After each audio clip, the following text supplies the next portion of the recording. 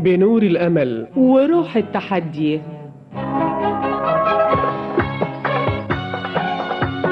بإرادة واعية وإيمان راسخ نمشي طريق الألف ميل ونطوي دروب المستحيل في نادي الأمل.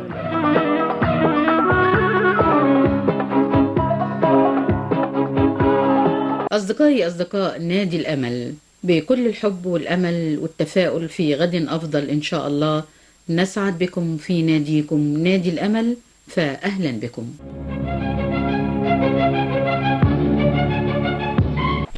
أصدقاء نادي الأمل، أهلا بكم وهذا اللقاء المتجدد من البرنامج. نسعد اليوم أصدقائي بضيافة الأستاذ شريف أحمد عبد الحميد، أخصائي اختبارات ومقاييس نفسية بجامعة عين شمس. برحب بحضرتك معنا أستاذ شريف. أهلا وسهلا أستاذينا، وأهلا وسهلا بالسادة المستمعين، ورمضان كريم عليكم، وكل عام وحضراتكم بألف خير يا رب. الله يخليك، كل سنة وحضرتك طيب وكل مستمعينا طيبين وبخير. أستاذ شريف، يمكن بمعهد الدراسات العليا للطفولة جامعة عين شمس يتبعوا مركز للأطفال ذوي الاحتياجات الخاصة. بداية حضرتك تعطينا فكرة عن هذا المركز وما يقدمه من خدمات ودعم في المجال البحثي والعلمي للأطفال ذوي الاحتياجات الخاصة. بسم الله الرحمن الرحيم. والله يا فندم، هو مركز رعاية ذوي الاحتياجات الخاصة هو مركز تابع لكلية الدراسات العليا للطفولة جامعة عين شمس. المركز ده هو من المراكز المتخصصة، ونقدر نقول هو من أوائل المراكز في الشرق الأوسط اللي ابتدت تحط النواة في الاهتمام بالأطفال ذوي الاحتياجات الخاصة ومشاكل الإعاقات اللي بتواجه هؤلاء الأطفال، بداية من مرحلة التشخيص والتقييم، ووضع الخطط التأهيلية والتدريبية لهؤلاء الأطفال، وبعد ذلك المتابعة المستمرة لهؤلاء الأطفال. بالنسبة لمركز رعاية ذوي الاحتياجات الخاصة، هو مركز متخصص في إعاقات متعددة، زي الأطفال الإعاقة العقلية، وزي أطفال التوحد، وزي أطفال ذوي صعوبات التعلم، وزي الأطفال اللي بيعانوا من نقص أكسجين، باختلافات إعاقات تانية كتير. بيشمل المركز تحت إشراف من الهيئة المعاونة مع أعضاء هيئة التدريس من الجزء الطبي والجزء النفسي، اللي بيشرفوا على المركز وعلى التقييمات وعلى وضع الخطط التدريبية للأخصائيين اللي بيعملوا مع هؤلاء الأطفال دول، من خلال يقدر يتم التشخيص بشكل علمي وسليم، ومن ثم وضع الخطط التدريبية والتأهيلية، وبعد ذلك عملية المتابعة حتى نوصل بهؤلاء الأطفال إلى نتائج ملموسة تقدر تساعدهم في حياتهم بشكل عام. دور المركز لا يقتصر على الدور الأكاديمي أو البحثي فقط، وإنما يتعداه إلى تقديم الخدمة الطبية والتأهيلية والتدريبية للأطفال من ذوي الاحتياجات الخاصة بفئات الإعاقة المختلفة اللي حضرتك أشرت إليها. بالضبط يا فندم، هي حتى احنا بتشمل المركز دكاترة ابتداء من طب الأطفال، ثم الطب النفسي، ثم مخ وأعصاب أطفال، ثم الدكاترة النفسيين المتخصصين في العمليات المعرفية للأطفال ومدى تأهيلها. تمام. طيب، حضرتك أعديت رسالة الماجستير خاصة بأطفال صعوبات التعلم، وده يمكن يخلي حديثنا أكثر تحديدا. احنا بنتكلم عن صعوبات التعلم بداية حتى يكون المفهوم واضح لدينا ولدى مستمعينا. ما المقصود بصعوبات التعلم؟ الفرق بينها وبين التأخر العقلي أو فئات الإعاقة الأخرى التي تتعلق بالناحية الذهنية أو العقلية. تمام يا فندم. أطفال ذوي صعوبات التعلم اللي هو بيطلق عليه دلوقتي أو المصطلح العلمي الجديد لصعوبات التعلم هو اضطراب التعلم المحدد. وهذا المسمى العلمي الجديد بدون ما نخوض بشكل علمي شوية وفقا لدليل تشخيص الإحصاء الخامس للاضطرابات النفسية، هو يعتبر اضطراب نمائي عصبي بيظهر لدى الأطفال وبيعوقهم عن العملية التعليمية، سواء في القراءة أو في الكتابة أو في الحساب. يعني عن العملية التعليمية فقط وليس الاجتماعية أو السلوكية ولا؟ هو بالفعل أطفال صعوبات التعلم ليهم خصائص معرفية وسلوكية هنوضحها برضو للسادة المستمعين، ولكن نقدر نقول ان اطفال ذو صعوبات التعلم بتبتدي تظهر المشاكل عندهم بداية من لحظة جلوسهم على مقعد الدراسة ولا قبل ذلك. يعني تظهر المشكلة عند دخول المدرسة او الحضانة، يعني عندما تبدأ العملية التعليمية بالظبط، وليس قبل ذلك. وده معناه فعلا انه يمكن المشاكل السلوكية او الاجتماعية عنده غير ملحوظة، لا نقدر نقول غير ملحوظة بالزبط. لكن موجودة بالظبط يا فندم. نقدر نقول ان احنا مرحله ما قبل المدرسه هي بتظهر بعض التنبؤات اللي احنا ممكن من خلالها نقدر نشير ان الطفل ده هيبقى في فتره الدراسه ده مؤشر ان ممكن يبقى عنده صعوبات تعلم. بتظهر في المرحله اللي هي ما قبل المدرسه ان بيكون الطفل ده تركيزه ضعيف، انتباهه ضعيف، قدرته على التخزين والحفظ بتبقى ضعيفه، عنده فرط الحركه، عنده اندفاعيه، مشتت الانتباه معظم الوقت. فدي بوادر بتظهر مع الام او في الحضانه اثناء فتره ما قبل المدرسه، بيكون لها مدلول او مؤشر ان ممكن الطفل ده هيقع فيما بعد في فئه اطفال ذوي صعوبات التعلم. تمام. بدايه من جلوس الطفل على مقعد الدراسه وتلقي العمليه التعليميه بتبتدي تظهر هنا المشكلات او المظاهر اللي بتعوق العمليه التعليميه في القراءه والكتابه والحساب. بتبتدي تظهر ان الطفل ده بيكون عنده مشكله في القراءه، عنده مشكله في الكتابه، عنده مشكله في العمليات الحسابيه وفهمها والتعامل مع القوانين الرياضيه. مشكلة. طب في القراءة الأول، في القراءة والكتابة إزاي؟ هل بطء في القراءة، بطء في الكتابة، أو كتابة مثلا الحروف بشكل مثلا يعني إزاي بقى حضرتك شرح؟ بتظهر مع الأطفال صعوبات تعلم القراءة إن طبعا بيبدأ الطفل بيبقى فيه تفاوت واضح ما بينه أو قدراته التحصيلية ما بينه وبين أقرانه في نفس السنة العمرية. بيظهر إن الطفل عنده بيقرأ بالتهجئة بتكون ضعيفة، بيقرأ الكلمات بشكل متقطع، بيبقى فيه خلط في قراءة الحروف المتشابهة في الشكل، زي حرف التاء والباء، زي الجيم والحاء، في وضع النقاط يتلخبط في وضع النقاط. بيبقى عنده مشكلة في التمييز السمعي للأصوات المتشابهة في الصوت أثناء الإملاء. نيجي يتملى مثلا حرف السين يكتبه صاد وهكذا، يكتب القاف كاف. الأصوات المتشابهة في الصوت بيتلخبط فيها. بيظهر على هؤلاء الأطفال ذو صعوبات القراءة إن هم عندهم ضعف في الفهم القرائي لما يقرأوه. ممكن يقرأ قطعة بشكل كويس لكن ما يقدرش يستنتج الفكرة الرئيسية للي بيقرأه أو يفهم المضمون من الجزء اللي قرأه. بيشمل برضو فيها جزء كمان في الجزء الاستدلالي أو الاستنتاجي عند طرح السؤال على الجزء اللي قرأه. ما يقدرش يستنتج الإجابة، ما يقدرش لأن هو ما فهمش اللي قرأه، فبالتالي ما قدرش يكون فكرة رئيسية، وبناء على ذلك ما قدرش يستنتج أو يربط علاقات الأحداث ببعضها. تمام. وحضرتك أشرت أيضا العمليات الحسابية بيبقى فيها صعوبات، يعني لازم دايما يكون صعوبات التعلم عنده مشكلة مع مادة الرياضيات ولا مش هو ممكن يبقى طفل كويس في الرياضيات وكويس في الكتابة، ممكن عنده صعوبات في القراءة. يعني ممكن يبقى جزء من جانب معين، وممكن يشمل الجوانب الثلاثة. وليكن مثلا في اطفال ذو صعوبات الكتابه ان هم بيبقى عندهم مشكله في القدره التعبيريه، ما يقدرش يعبر كتابيا بايده. يجي يكتب قطعه الفقرات مش مرتبطه ببعضيها، اخطاء نحويه كتير جدا جدا جدا، حجم الخط ممكن يبقى كبير او صغير عن الحجم الطبيعي، لا يلتزم بالسطر او بالحيز المخصص للكتابه. قدرته على الاسترسال في الكتابه بتكون ضعيفه. لما بيجي بيكتب بالطريقه العاميه وليس الفصحى بناء على اللي بيجي في ذهنه. تمام. ما يقدرش يعبر باللغه الفصحى في الحل.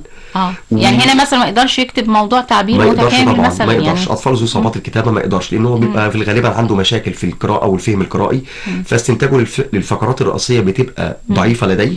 فبالتالي قدرته كمان التعبيريه او قدرته على التخيل وان هو يبتدي يضع نقاط ينطلق من خلالها في الكتابه التعبيريه بتكون ضعيفه. حتى لو فرضا كتب زي ما قلت لحضرتك هو بيكتب بالطريقه العاميه وليس بيلتزم باللغه العربيه الفصحى. تاني حاجه علاقه الفقرات ببعضها غير مرتبطه. اخطاء نحويه كتير جدا جدا جدا. والكلام بيكون غير متناسق. هل هناك فرق بين وبين، يعني احنا نعرف ان هناك فئه عسر القراءه او الديسلكسيا بالظبط يا فندم، فده جزء من صعوبات التعلم ولا ده صعوبات تعلم القراءه؟ هي صعوبات التعلم هي جزء منها، يعني هي جزء منها. هي صعوبات التعلم هي بتنقسم الى جزئين، صعوبات التعلم النمائيه وصعوبات التعلم الاكاديميه. صعوبات التعلم النمائيه اللي هي خاصه بالعمليات المعرفيه للاطفال زي الانتباه وزي التركيز وزي الادراك.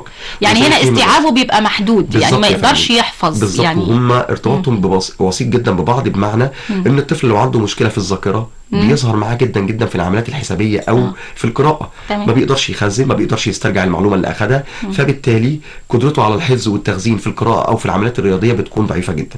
الطفل عنده مشكله في عمليه الانتباه بتظهر بشكل واضح جدا جدا اثناء المذاكره، مشتت طول الوقت، ما بيقدرش يقعد يركز مده طويله، انتباهه بيفصل في وقت قليل جدا جدا جدا. فنقدر نقول ان المشاكل النمائيه او النوع النمائي من صعوبات التعلم بيكون له ارتباط وسيط جدا جدا جدا بالصعوبات الاكاديميه اللي هو النوع الثاني من صعوبات التعلم، اللي هي صعوبات القراءه وصعوبات الكتابه وصعوبات الحساب او الرياضيات. تمام. طيب احنا كده تحدثنا أستاذ شريف عن المؤشرات التي قد تظهر في المرحلة المبكرة وتنذر بأنه قد يعاني الطفل من عملية صعوبات التعلم عندما يلتحق بالمدرسة. دي المؤشرات. أيضا تحدثنا عن أنماط وأنواع صعوبات التعلم بأشكالها وصورها المختلفة. سؤال مهم، لو يعني لم يكن هناك تشخيص صحيح لأنه الطفل يعاني من صعوبات التعلم، أو كان هناك إهمال أساسا للفكرة أن الطفل عنده مشكلة وأنه يجب التعامل معها طبيا ونفسيا وعلى كل المستويات، يعني أهملت المشكلة أو شخصتها غلط. بالظبط. بالتأكيد هناك مضاعفات، بلغة الطب هناك مضاعفات. اكيد يا فندم. زي ما حضرتك تفضلتي كده، اتكلمت على نقطه مهمه جدا هي موضوع التشخيص، والتشخيص ده بتبقى اهم خطوه في انطلاق وضع الخطط التدريبيه اللي بتناسب الطفل عشان نقدر نوصل بيه لافضل قدر ممكن من التقدم والتطور. ولكن تسمحي لي ان انا اوضح جزئيه مهمه جدا قبل ما نتطرق لموضوع التشخيص. تمام. الا وهي محكات تشخيص اطفال ذوي صعوبات التعلم. مبدئيا كده اطفال ذوي صعوبات التعلم لازما يكون طفل خالي من اي اعاقه. يعني ما فيش اي اعاقه حسيه بتعوقه عن العمليه التعليميه. يعني ما ينفعش طفل صعوبات التعلم يبقى هو عنده اعاقه سمعيه او بصريه بتعوقه عن العمليه التعليميه. لو دي موجوده كده ما بيبقاش طفل صعوبات تعلم. تاني حاجه الإعاقة العقلية، يعني ما يكونش طفل قدراته على اختبار الذكاء بتشير ان هو عنده تأخر عقلي فبالتالي عنده ضعف في العملية التعليمية، اقدر ان هو صعوبات تعلم؟ لا، لانه هو اساسا عنده ما يعوقه للعملية التعليمية، ده تأخر عقلي، فئة مختلفة بالظبط كده. فبالتالي كده لا يندرج تحت فئة ذوي صعوبات التعلم. والديس ام 5 التحليل دليل التشخيص الاحصائي كمان حط لنا كمان بعض النقاط زي المحن الاجتماعيه. الجو الاسري لو بيشوبه شيء من عدم الاستقرار او المشاكل، وده بيأثر بشكل واضح على الاطفال وبيلعب دور في تأخره في العمليه التعليميه، فبالتالي ده بيمنع عمليه تشخيص صعوبات التعلم لدى الطفل ده.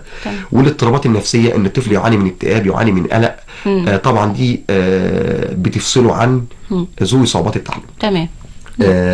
فاذا عمليه التشخيص بتتحط وفقا للمعايير دي. مهمه جدا بالظبط، مهمه جدا جدا جدا، لان انا طبعا لازم اراعي النقاط دي كلها قبل ما اقوم بعمليه التشخيص عشان اقدر اعالج الاسباب المؤديه الى ذلك في البدايه قبل وضع تشخيص مناسب لهؤلاء الاطفال. وزي ما قلنا احنا اختبار الذكاء كان فيما قبل في تعريف صعوبات التعلم كان معيار اساسي عندنا.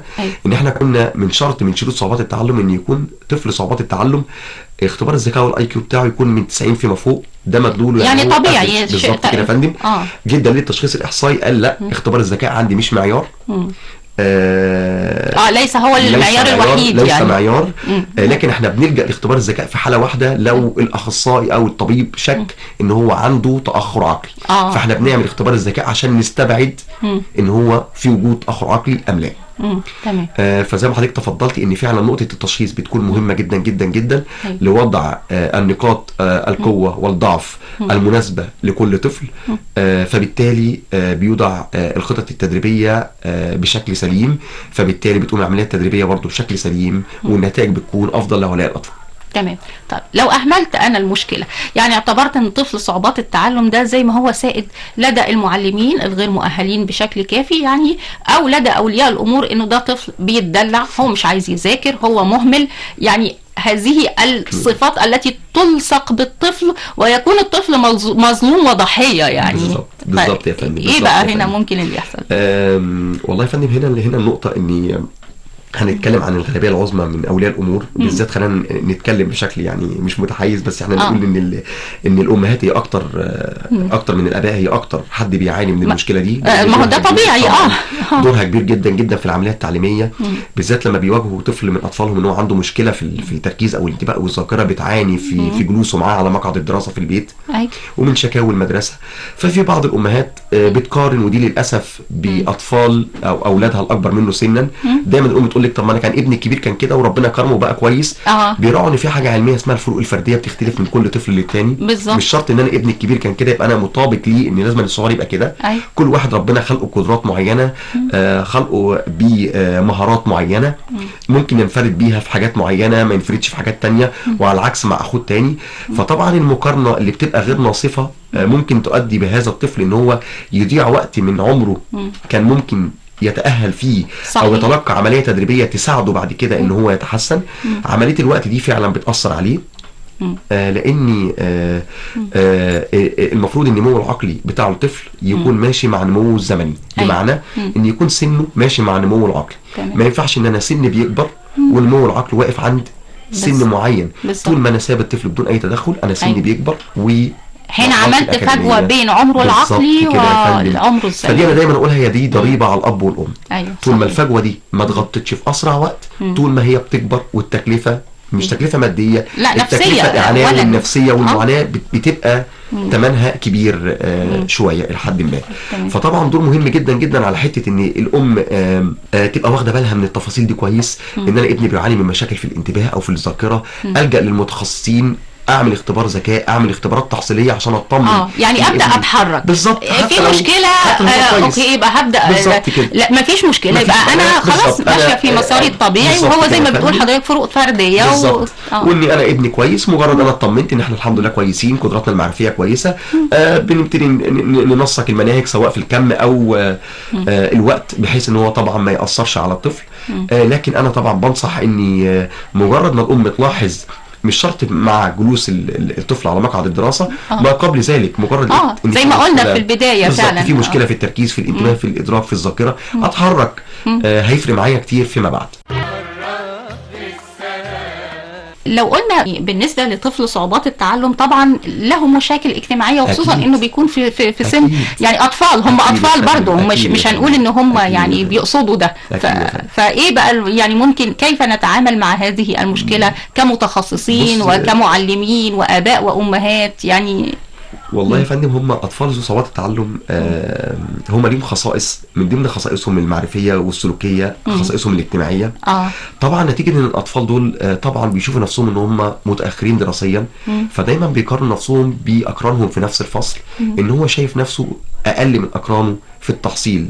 هو شايف نفسه وقد يتعرض لطفل متنمر يعني. وده بيحصل، وده بيحصل جدا. بيحصل مع اطفال صعوبات التعلم ان هم بينسحبوا من المواقف الاجتماعيه، لانه شايف نفسه ان هو اقل من اقرانه. بيبقى عندهم خاصه انهم عندهم ضعف في الثقه بالنفس، ثقتهم بنفسهم ضعيفه جدا جدا جدا نتيجه التنمر، وان هم شايفين نفسهم اقل من اقرانهم. دايره اصدقائهم بتكون قليله، بيتجنبوا ان يبقى لهم صداقات، او اصدقائهم او الاولاد بيتجنبوا ان هم يتفاعلوا معاهم. بعض المدرسين، ودي للاسف ان هم بيتعاملوا معاهم ان هم اطفال ما فيش فايده فيهم، ما ده اللي انا لسه كنت بقول لحضرتك، انه المعلم قد يكون غير مؤهل تربويا بشكل كافي، ومش فاهم ان دي مشكله. عشان ما نكونش برضو احنا يعني بنظلم، بس هنقول الغالبيه العظمى كده، الغالبيه العظمى ما عندهمش فن التعامل مع هؤلاء الاطفال دول. وانا دايما بقول ان المدرسه ليها دور مهم جدا في تاهيل هؤلاء الاطفال دول، في مشاركتهم الاكاديميه والدعم النفسي ليهم، وان احنا ندخلهم مع الاطفال، وان احنا نديهم ثقه بنفسهم. بتفرق صدقيني معاهم جدا جدا جدا جدا. بعض المدرسين بيقعدوهم ورا في اخر الفصل، ما يطلبش منه ان هو يتفاعل مع اصدقائه، سأل سؤال يرفض ان هو يرفع ايده. حتى بعض الاطفال دول حتى لو عارف الاجابه الصح بيخاف يرفع ايده، لا يقول اجابه غلط، يقابل رد فعل يتعبه نفسيا، فبيتجنب. ده ورا التاني بيأثر جدا على نفسية الطفل وعلى علاقاته الاجتماعية. فبيكون له دور كبير جدا جدا جدا كمدرسة وكمنزل، ان الام تكون متفهمة لمشكلة ابنها وتكون مؤمنة بيها، وان هي تكون عندها الاستعداد ان هي قادرة تساعده، وان هي تدعمه نفسيا وترفع بثقته بنفسه، وان هي تحسسه ان هو ده عادي، وان احنا هنتحسن، وانت كويس، وانت افضل. الدعم النفسي مهم جدا جدا في البيت، لان للاسف ان بعض الاباء والامهات ما بقوش متقبلين الفكرة. زي ما حضرتك تفضلت كده، واخدينه ان هو فكره دلع. أيوة. بيضغطوا عليه في المناهج الدراسيه اكتر واكتر، على الرغم ان قدراته اضعف من الكم اللي بياخده. أيوة. فبيحس تمام. بالاحباط، فبيقفل من العمليه التعليميه، يكره البيت، يكره المدرسه، رافض العمليه التعليميه بشكل عام. فزي ما حضرتك تفضلت، لا، دور المدرسه مهم جدا جدا جدا، ودور البيت مهم جدا جدا جدا لهؤلاء الاطفال. طيب يعني قبل ما اسال حضرتك عن العلاج والتاهيل، ويمكن حضرتك اشرت لجزء منه وهو عمليه الدعم النفسي، يعني عايزه اسال، وده كان المفروض يبقى سؤال في الترتيب قبل ذلك، هل هناك اسباب لصعوبات التعلم، اسباب بيئيه مكتسبه ولا كلها يعني وراثيه او ايه؟ طبعا يا فندم، حضرتك تفضلت برضه نقاط مهمه جدا جدا، وهي اسباب اطفال ذوي صعوبات التعلم. من ضمنها فيها هي اسباب وراثيه. اتعملت دراسات كتير جدا جدا ان في اطفال من ذوي صعوبات التعلم عامل الوراثه بيلعب دور مهم جدا فيهم. كان ممكن الاب كان صعوبات تعلم اثناء الطفوله، او الام كان نفس التشخيص.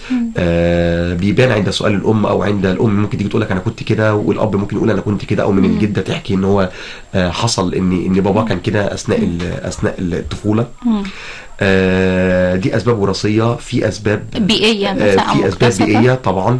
اسباب بيئيه طبعا، الجو البيئي العام، او التشجيع على عمليه الدراسه، او الجو اللي بيكون مشحون بالخلافات الاسريه والنزاعات. ده ممكن فعلا يكون طبعا من ضمن يؤثر. اسباب ذوي صعوبات التعلم بتاثر جدا جدا فيه. التغذيه مهمه جدا جدا جدا. فقر البيئه، او عدم قدرتها على التغذيه السليمه، او توفير بيئه مناسبه للعمليه التعليميه بيأثر جدا جدا لهؤلاء الاطفال. تمام. تعرض البيئه، اذا كانت بيئه في منطقه مصانع، تعرضهم للسموم او غازات بتأثر جدا جدا جدا على هؤلاء الاطفال. في عوامل تانية، اسباب تانية، اسباب عصبيه، ودي خاصه بمعالجه المعلومات داخل المخ. وكيفيه تعامل نصفي المخ في عمليه معالجه المعلومات المستقبله. وده كان بحثي في الماجستير. دي حاجه عضويه يعني. دي حاجه عضويه احنا بنقول عليها وظيفيه، بتبقى خاصه بالجهاز العصبي المركزي. قدره تعامل المخ مع المعلومات المستقبله، وكيفيه معالجتها، وكيفيه رد الاستجابه بالشكل المناسب للموقف. بيكون عندهم خلل في الجزئيه دي. في النشاط الكهربي من ضمن الاسباب المؤديه لاطفال ذوي صعوبات التعلم. النشاط الكهربي للدماغ، موجات الدماغ نفسها، في اكتر موجتين في المخ، اللي هي ثيتا ويفز وبيتا ويفز. موجه ثيتا اللي هي خاصه بالاسترخاء او حاله الريلاكسيشن، وموجه بيتا الخاصه بالتركيز والانتباه. اتثبت ان اطفال ذوي صعوبات التعلم عندهم موجه ثيتا عاليه جدا جدا في المخ، اللي هي خاصه بالاسترخاء والخمول وعدم القدره على التركيز. وعندهم انخفاض في بيتا ويفز، اللي هي موجه بيتا الخاصه بالتركيز والانتباه. عشان كده في دراسات كتير اتعملت، ومن ده تقنيه رائعه حديثه اسمها تقنيه النيورو فيدباك، اللي بتعتمد على تنشيط نشاط المخ. ان هي بتبتدي الاطفال دول تعلي الموجات زي موجه بيتا اللي بتنشط التركيز والانتباه، وتقلل موجة الاسترخاء. يعني هنا معرفة السبب الذي أدى إلى صعوبات التعلم هو المفتاح بقى لتحديد نوع العلاج والتأهيل. بالظبط يا فندم. طب لو انتقلنا بقى حضرتك للعلاج والتأهيل بالنسبة لأطفال صعوبات التعلم، والنتائج يعني متوقعة من أن تتم عملية تأهيل وعلاج صحيحة لطفل صعوبات التعلم. تمام يا فندم. زي ما حضرتك تفضلت، احنا قلنا نقطة التشخيص مهمة جدا جدا جدا عشان نقف على نقاط القوة والضعف لهؤلاء الأطفال. هل هي مشاكل نمائية خاصة بالتركيز والانتباه والإدراك، ولا هل هي مشاكل أكاديمية فقط؟ بناء على كده بيتم وضع خطط تدريبية مناسبة. إن على سبيل المثال ده طفل صعوبات القراءة، قبل ما بتحرك بضع خطة تدريبية لطفل صعوبات القراءة، بعرف صعوبات القراءة هي ناتجة من إيه؟ هل هي ناتجة من ضعف في الذاكرة؟ هل هي ناتجة من ضعف في الانتباه؟ لأن لو أنا عالجت العرض بدون سبب لا يتم التحسن. أنا عندي صعوبات في القراءة، الطفل بينسى مني بسرعة، بيتلخبط ما بين الحروف المتشابهة، أرجع أعمل اختبارات الذاكرة أتأكد إن الذاكرة عندي سواء البصرية أو السمعية كويسة. في ضعف في الذاكرة، ببتدي أدرب الذاكرة على تحسين الذاكرة السمعية والبصرية، فبالتالي بيكون لها مردود إيجابي جدا جدا جدا على عملية الاستقبال والتخزين والاسترجاع في القراءة. تمام. وطبعا ده بينطبق على الاطفال ذو صعوبات الرياضيات. في فهم القواعد الرياضيه وتخزينها، وان هو يبتدي يرجع ما تم تعلمه من قبل، ويقدر يوظفه في العمليات الحسابيه، سواء المسائل الكلاميه او المسائل الجمع والطرح البسيط. تمام. يعني هنا بالنسبة لعملية العلاج والتأهيل بتعتمد على معرفة السبب والتعامل مع هذا السبب. مهمة جدا يا فندم، مهمة جدا. التشخيص السليم هو يعتبر نجاح العملية من أساسها.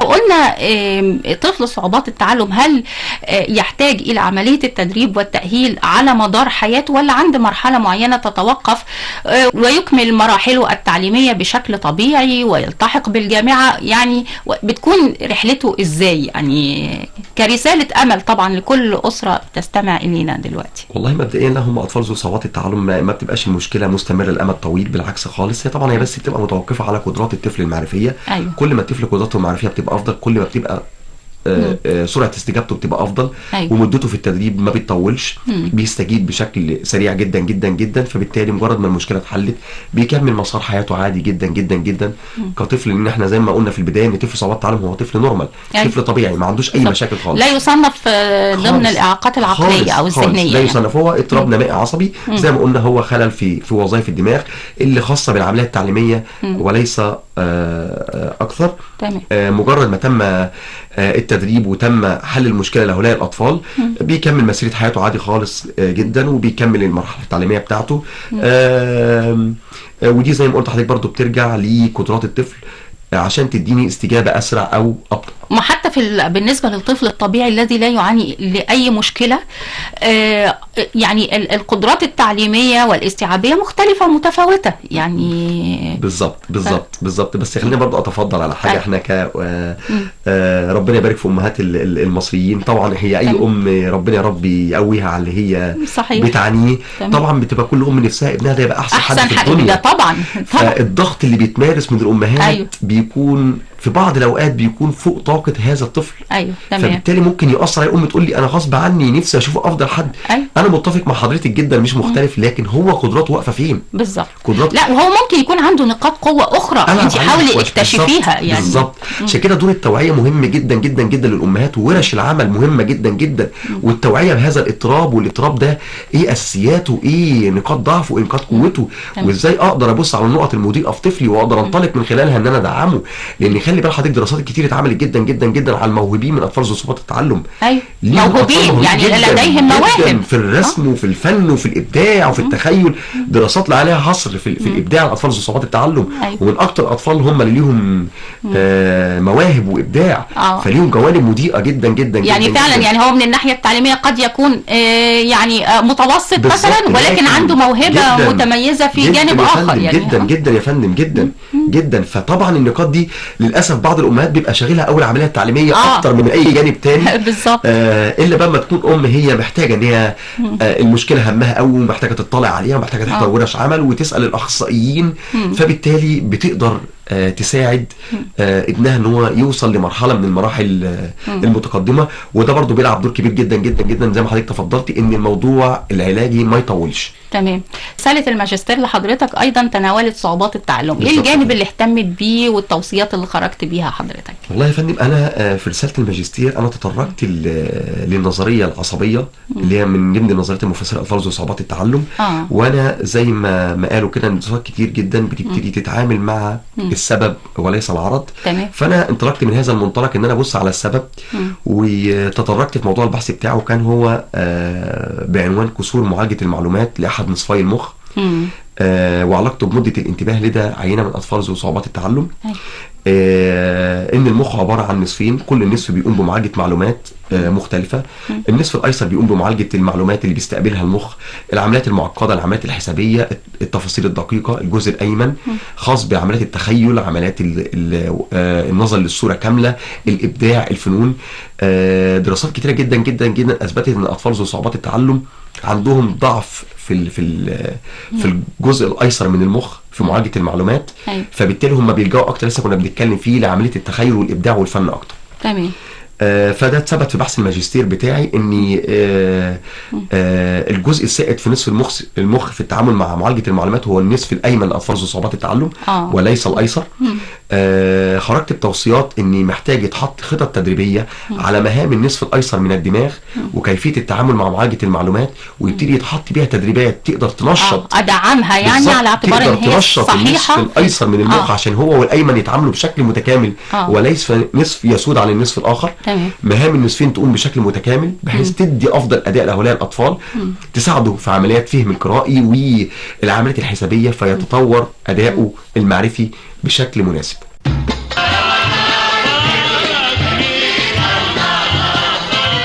نختتم لقائنا برسالة أو بحاجة حضرتك تحب تقولها في هذا السياق، سواء كانت رسالة أو إرشادات معينة للآباء والأمهات، للمعلمين، للمجتمع يعني بشكل عام.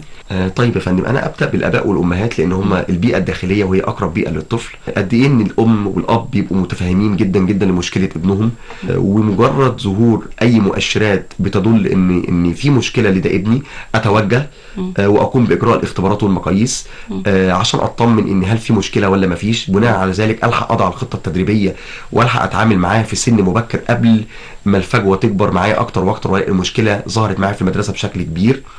الدعم النفسي في البيت مهم جدا جدا جدا. أيوة. حتى لو ظهرت المشكله دي يجب على الاب والام ان هم يتفهموها ويعاونوا الطفل نفسيا جدا ويحسسوه ان هو المشكله دي بسيطه وليها حل، ودي فروق فرديه وانت متفوق في جوانب تانية. مهم جدا جدا ان هم يبصوا للجوانب، ابرز له الجوانب اللي هو متفوق جدا عشان ترفع ثقته بنفسه. صحيح. انت كويس، انت ربنا وهبك حاجات تانية افضل كتير، هنستغل الاثنين وانت متفوق في حاجات على مقابل حاجات. مش معنى كده احنا هنتنازل عن الحاجات اللي احنا فيها قصور، هنعالجها ونبتدي نحسن منها.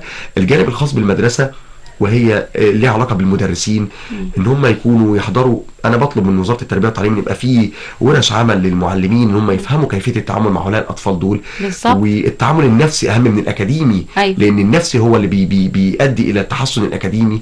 طفل نفسيا مش كويس مستحيل يدي. صحيح. يدي خلاص انا كده بفرض عليه يعني اعاقه اجتماعيه يعني اشاركه حتى ولو بقدر بسيط، احفزه ان انت كويس، انك جيد، ان يجي منك، ان انت متفاعل، انت مش اقل من اقرانك، بالعكس انت كويس، انت موهوب. فده بترفع ثقته من المدرسه وتحببه ان هو يروح المدرسه. وان هو يبقى عنده الحافز ان هو يرفع من قدراته. بالنسبه للدوله، انا شايف والله ان الدوله الفتره الاخيره قايمه بدور مهم جدا جدا لهؤلاء الاطفال، من نشر المراكز المتخصصه. ايوه تمام.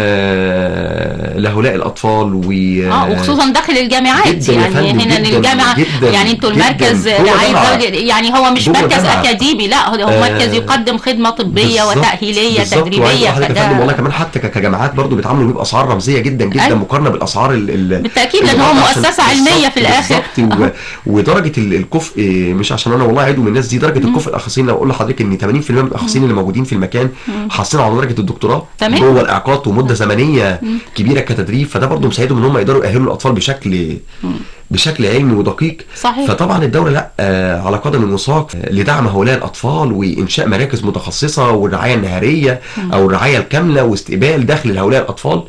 ابتدت تظهر مراكز كتير جدا جدا جدا من قبل الدوله ووزاره التضامن الاجتماعي ووزاره التعليم العالي والتربيه والتعليم. مؤخرا ابتدى يظهر مؤسسات خاصه بهؤلاء الاطفال. في نهاية لقائي أشكر الأستاذ شريف أحمد عبد الحميد، باحث دكتوراه وأخصائي اختبارات ومقاييس نفسية جامعة عين شمس. بشكر حضرتك شكرا جزيلا على هذا اللقاء والإرشادات والنصائح والمعلومات القيمة اللي تفضلت بتوجيهها لمستمعينا. شكرا جزيلا لحضرتك. شكرا لحضرتك أستاذ دينا، وشكرا للسادة المستمعين، ورمضان كريم عليكم، كل عام وحضراتكم بألف خير يا رب إن شاء الله.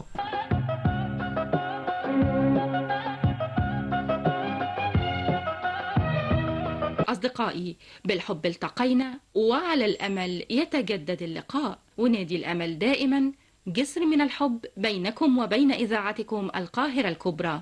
أصدقائي، وحتى لقاء جديد ليس ببعيد من أسرة نادي الأمل، لكل أصدقاء نادي الأمل بكل الحب.